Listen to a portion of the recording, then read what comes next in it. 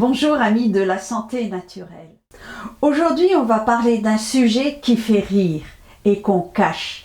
Et pourtant il nous concerne tous, quel que soit notre âge.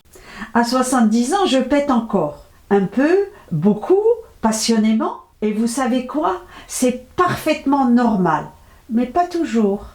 Alors restez bien jusqu'à la fin quand je vais vous dire à quel moment les gaz deviennent un signal d'alerte et surtout je vous partagerai des solutions naturelles qui m'ont beaucoup aidé. Pourquoi on pète? C'est la vie. Notre corps produit naturellement des gaz au cours de la digestion. Quand on mange, on avale aussi un peu d'air. Et à l'intérieur, les bactéries de notre microbiote intestinal décomposent les fibres alimentaires en produisant du gaz. Ces gaz sont principalement du dioxyde de carbone, de l'hydrogène, du méthane et parfois un peu de soufre. Et c'est ce soufre, présent dans certains aliments comme le chou, l'ail ou les oignons, qui donne l'odeur caractéristique. Vous voyez de quoi je parle. Péter un peu, c'est normal. Péter trop, c'est un signe. En moyenne, on pète entre 10 et 25 fois par jour, sans s'en rendre compte. Mais si les gaz deviennent très fréquents, très odorants, bruyants ou même douloureux, ou s'ils s'accompagnent de ballonnements, de diarrhée ou de fatigue, alors c'est peut-être le signe que quelque chose ne va pas. Quelles sont les causes possibles? Une alimentation trop riche en sucre fermentescible, lactose, fructose ou certains FODMAP.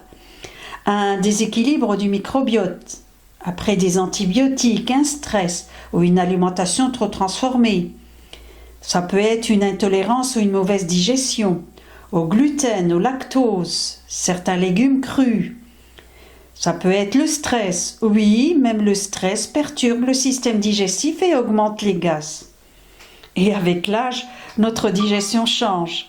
L'enzyme lactase, par exemple, diminue, ce qui rend le lactose plus difficile à digérer.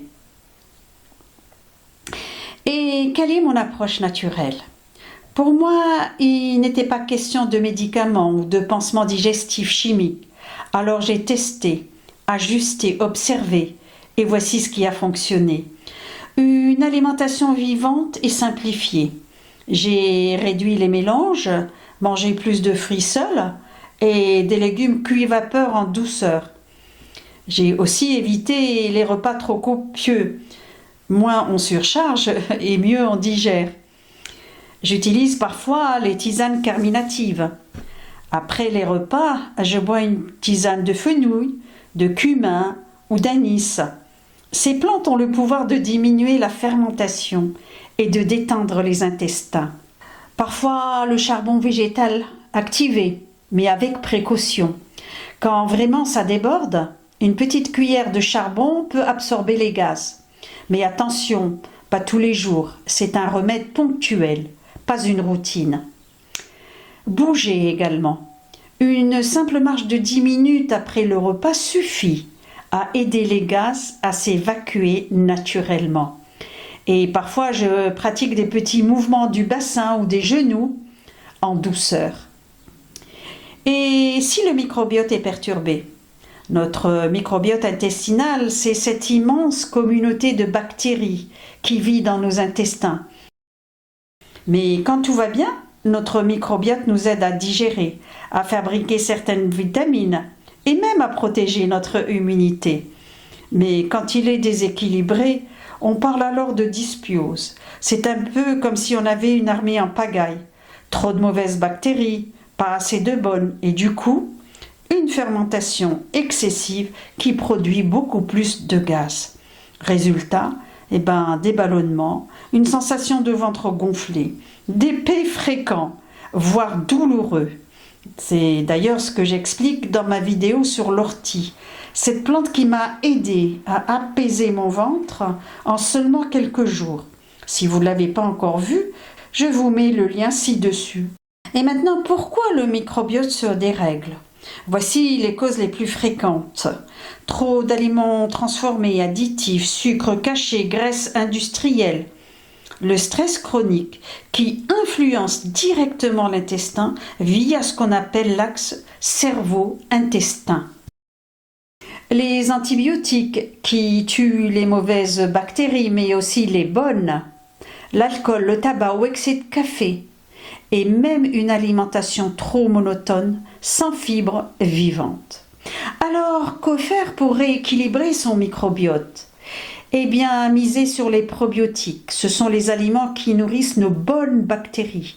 On les trouve dans les poireaux, les oignons, l'ail cru, les topinambours, les bananes peu mûres, les graines de lin, etc. On peut introduire les probiotiques naturellement avec des aliments fermentés comme les légumes lactofermentés, comme le chou lactofermenté, le kéfir, la choucroute crue, un vrai trésor pour nos intestins. Manger varié et vivant avec un maximum de légumes de saison, riches en fibres et en enzymes. Réduire les sources de stress, respiration, marche en pleine nature, bain chaud, tout ce qui peut détendre aide aussi l'intestin. Et puis j'ai aussi appris à bien mastiquer pour éviter d'avaler de l'air et bien digérer. Et bien sûr, je n'oublie pas de bien m'hydrater avec de l'eau chaude. Je vous renvoie vers ma vidéo sur l'eau chaude. C'est fou, comme une habitude aussi basique peut transformer la digestion. Et je vous mets le lien ci-dessus. Et surtout, être patient. Rééquilibrer un microbiote prend du temps, mais on ressent souvent une nette amélioration dès les premières semaines. Moins de gaz, moins de fatigue, un ventre plus calme, plus léger. Un dernier point important. Si les gaz s'accompagnent de fatigue chronique, de douleurs persistantes ou d'un changement brutal des selles, il faut vraiment consulter. Parfois, cela peut cacher malheureusement une inflammation ou une intolérance plus sérieuse. Aujourd'hui, je pète encore, mais en paix.